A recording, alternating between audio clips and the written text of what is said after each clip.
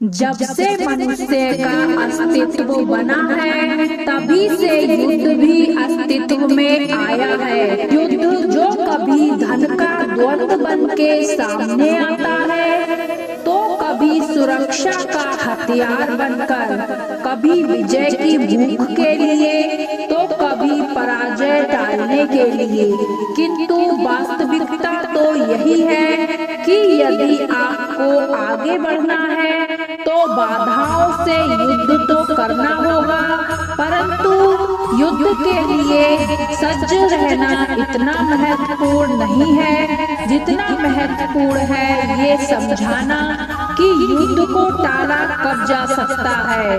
किसी भी वस्तु को बांध सकने के लिए किसी बंधन का, किसी रस्सी का होना आवश्यक है, परंतु इस रस्सी को बांध सकने की शक्ति कौन देता है? वो धागे जिनसे जुटकर ये रस्सी बनी है। अब बताइए, प्रेम को किस रस्सी से स्वयं तक बांधेंगे आप?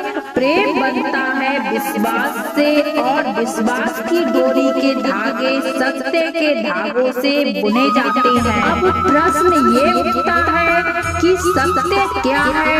वो जो हमने देखा, वो जो हमने सोचा नहीं। हमारा सत्य वो है जिस पर हमने विश्वास कर लिया, और विश्वास वो जिसे हमने सत्य समझ लिया।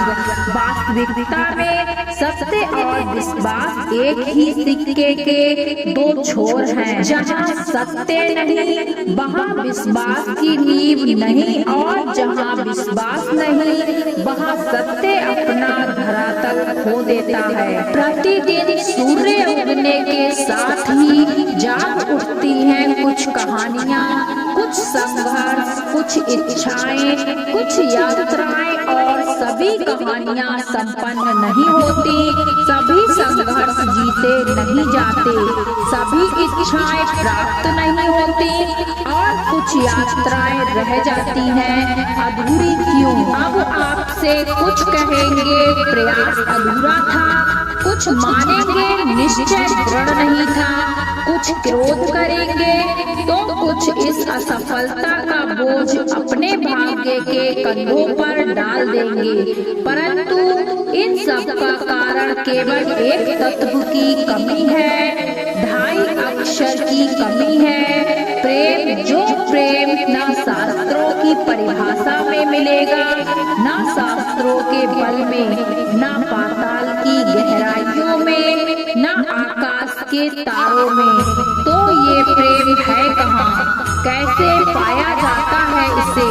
क्या है मार्ग प्रेम को पाने का? प्रयास रहेगा आपके यही समझाने का।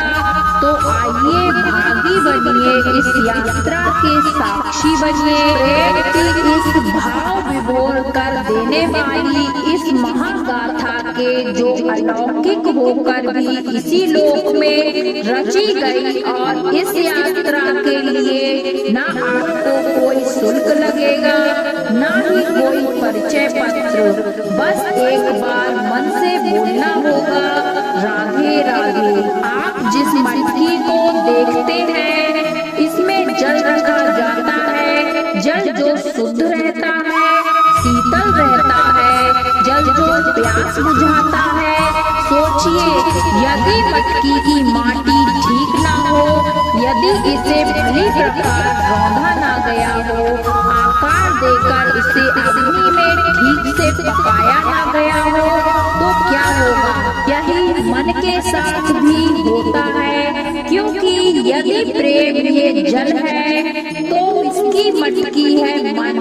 मन रूपी पात्र में यदि विश्वास की माटी न हो, यदि आंसुओं से उसे भिगोया ना गया हो, समय रूपी कुम्हार ने उसे आकार ना दिया हो, और परीक्षा की अग्नि में उसे पकाया ना गया हो, तो प्रेम मन में नहीं ठहर सकता। तो यदि प्रेम को पाना है तो हृदय पर काम करना होगा, और मन से कहना होगा, राधे राधे। मेरे आसपास ये वृक्ष, ये पौधे, ये पुष्प देख रहे हैं आप, है ना सुंदर? क्योंकि आपने इसी प्रकार जब प्रेम की बात आती है, लोग किसी का मुख स्मरण कर लेते हैं। ऐसी आंखें, वैसी मुस्कान, तिरछी भ्रुकुटी, घने केस पर क्या यही प्रेम का अस्तित्व है? नहीं, ये उस शरीर का अस्तित्व है जिसे हमारी आंखों ने देखा और हमने स्वीकार कर लिया। परंतु प्रेम भिन्न है। प्रेम उस वायु की भांति है जो हमें दिखाई नहीं देता, किंतु वही हमें जीवन देता है। संसार किसी स्त्री को कुरूप कह सकता है, क्योंकि वो उसे अपनी तन की आंखों से देखता है, परंतु संतान उसी माता को संसार में सबसे सुंदर समझता है, क्योंकि वो भाव से देखता है। तन की आंखों से देखोगे तो वैसे ही पहचान नहीं पाओगे जैसे राधा मुझे पहचान नहीं पाई। इसलिए यदि प्रेम को पाना है तो मन की आंखें खोलो और प्रेम से कहो राधे राधे। जब भी प्रेम की बात आती है, हम सबसे पहले मन में एक नायक और एक नायिका का चित्रण कर लेते हैं। क्यों, आपके साथ भी यही होता है ना?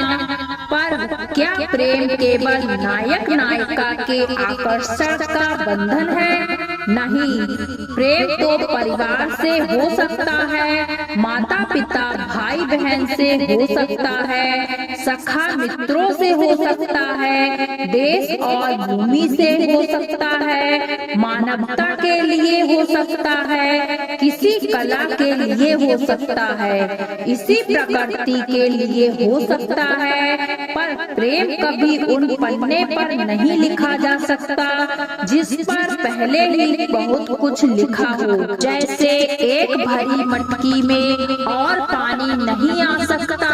यदि प्रेम को पाना है तो मन को खाली रखना होगा, अपनी इच्छाएं, अपने सुख सब त्याग कर समर्पण करना होगा। अपने मन से व्यापार हटा दो, तभी प्यार मिलेगा और मन प्रसन्न होकर बोलेगा। प्रेम विधाता की सबसे सुंदर कृति है, परंतु हर कृति को संभालना पड़ता है। अब आप किसी मूर्ति को देख लीजिए, जब कलाकार ने इसे रचा तब ये बहुत सुंदर थी, परंतु इसके पश्चात इसे संभाला नहीं गया। इसके स्वामी ने इसकी देखभाल का कर्तव्य ठीक से नहीं निभाया और अब ये मूर्ति असुंदर लगने लगी। इसी प्रकार केवल कह देने से प्रेम नहीं हो जाता। इसके लिए आपको अपने कर्तव्य को पूर्ण करना होगा। तो देश की सुरक्षा और परिवार संबंधियों की सुरक्षा, संतान को संस्कार, जीवन साक्षी का आभास, ये कर्तव्य जब तक नहीं निभाओगे प्रेम से दूर होते जाओगे। यदि प्रेम का अमृत पाना है तो कर्तव्य की अंजलि में बनानी होगी। प्रेम संसार का सबसे पवित्र बंधन है, पर सच पूछो तो ये बंधन से मुक्ति है, स्वतंत्रता है। नहीं समझे? मैं समझाता हूँ। यदि कोई आपका प्रेम ठुकरा दे, यदि कोई आपका प्रेम समझ ही ना पाए तो क्या होगा?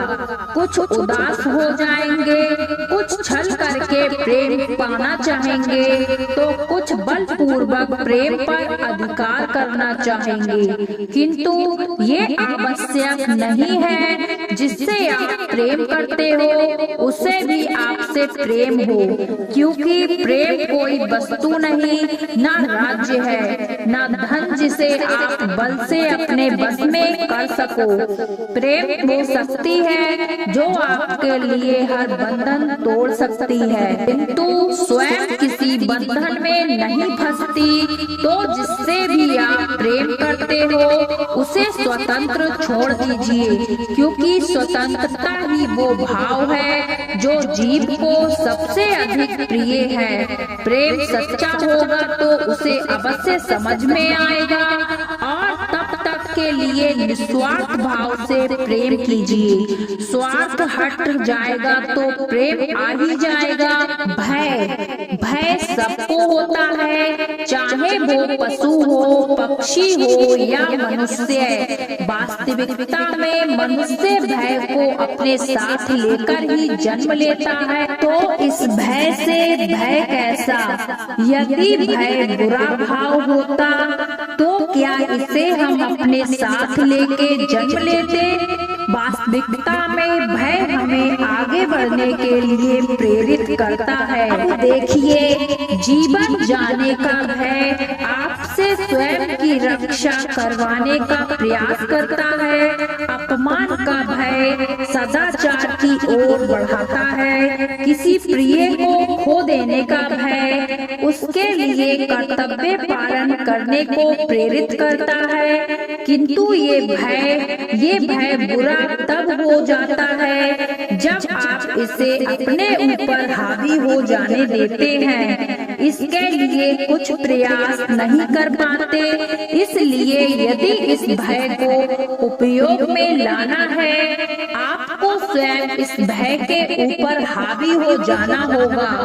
तो तोड़ दीजिए भय की सीमाएं, अपनी आत्मा को छोड़ के किसी और के समक्ष सर मत झुकाइए और स्मरण रखिए, जब अंधकार से डरना छोड़ देंगे तभी दीपक बनकर प्रकाश दे पाओगे। मनुष्य का स्वभाव है कमाना, संग्रह करना, फिर चाहे वो धन हो, नाते हो, संबंध हो या प्रसन्नता। परंतु क्या आपने कभी सोचा है, नियति ने यह संग्रह करने की प्रकृति मनुष्य में क्यों डाली? एक बीज से पौधा पनपता है, उसके भोजन से फल संग्रहित होता है। क्यों? इसलिए ताकि वृक्ष उसे स्वयं खा सके नहीं, बल्कि इसलिए ताकि वो भूखे जीवों को बांट सके। अब आप पूछेंगे कि इसमें वृक्ष का क्या लाभ है? क्योंकि जो बांटता है वो मिटता नहीं। जो फल ये जीव खाते हैं वो उसके बीजों को वातावरण में बिखेर देते हैं, जिससे जन्म लेते हैं नए वृक्ष।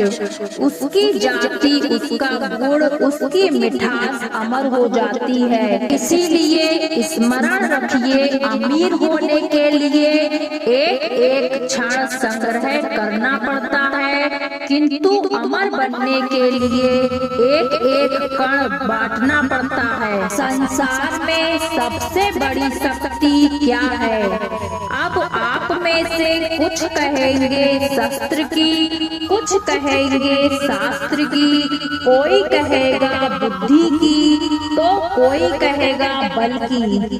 किंतु ये सब अधूरे हैं। संसार में सबसे बड़ी शक्ति है मित्रता। यदि सच्ची मित्रता प्राप्त हो जाए तो वही सबसे बड़ा धन है। जब आप कठिनाइयों में होंगे तो मित्रता शस्त्र बनकर सहायता करेगी। मार्ग भटक जाओगे तो मित्रता शस्त्र शास्त्र बनकर आपको राह दिखाएगी।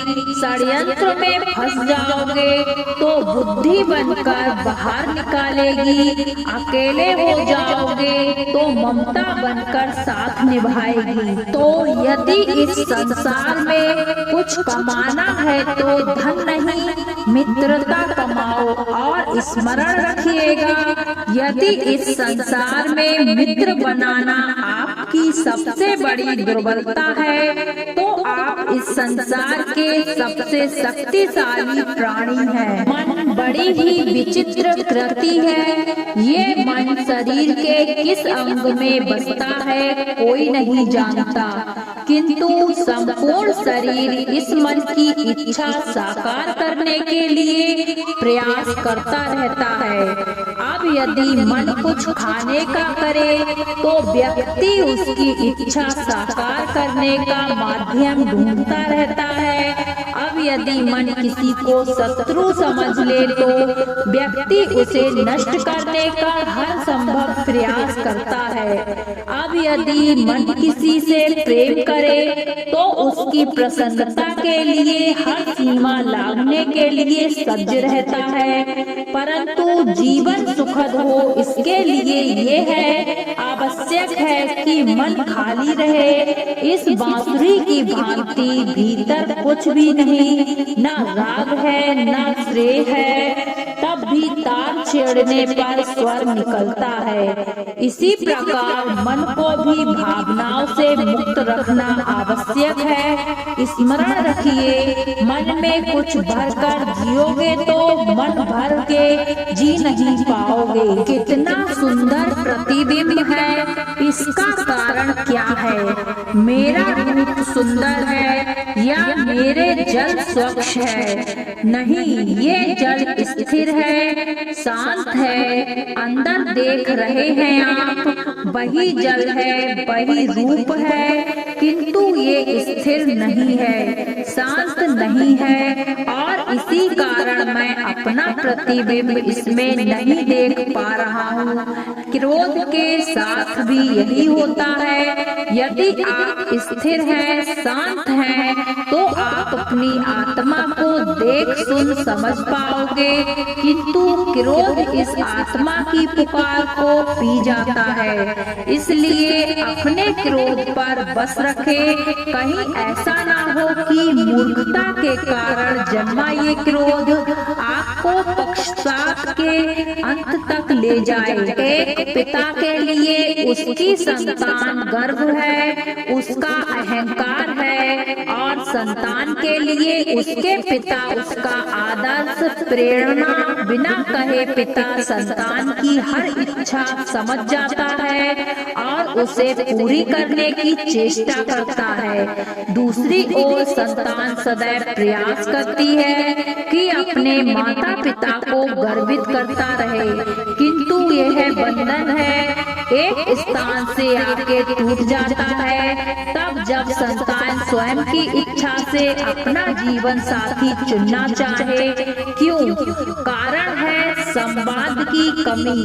जब बात आती है संतान के विवाह की तो माता पिता सोचते हैं कि उसमें संतान से पूछना क्या, हम उसके लिए कुछ अनुचित तो चाहेंगे नहीं। और संतान का ये मानना होता है कि उसका भविष्य चुनना उसका अधिकार है। दोनों आपस में दुखी रहते हैं, किंतु बात कोई नहीं करता। होना ये चाहिए कि माता पिता को स्नेह के साथ संतान की इच्छा समझ लेनी चाहिए और संतान को उसी विश्वास के साथ माता पिता को विश्वास में ले लेना चाहिए। एक बार संवाद करके देखिए, वर्तमान और भविष्य दोनों ठीक हो जाएंगे। हम में ऐसा कोई नहीं होगा जिसने वृक्षों को नहीं देखा, वृक्षों पर इन पक्षियों को नहीं देखा, इनके घोंसलों को नहीं देखा, ना इन पक्षियों को अपने छोटे छोटे बच्चों को भोजन कराते ना देखा। संसार का सबसे ममत्व वाला दृश्य होता है, चिड़िया दूर से अपनी चोंच में दाना भरकर लाती है, स्वयं भोजन करने में अक्षम संतान की चोंच में डालती है, स्वयं भूखी रहती है, निस्वार्थ निश्चलता। और जब संतान के पंख निकल आते हैं वो उसे उड़ना सिखाती है और उसके पश्चात उसे स्वतंत्र कर देती है। अपना जीवन जीने के लिए, इस आकाश में उड़ान भरने के लिए हम मनुष्य क्या करते हैं? जिस संतान को हम पक्षी की भांति पालते हैं, उसके पंख निकालते ही हम उसके बांध देते हैं, ये सोच के कि कहीं वो दूर उड़कर ना चली जाए।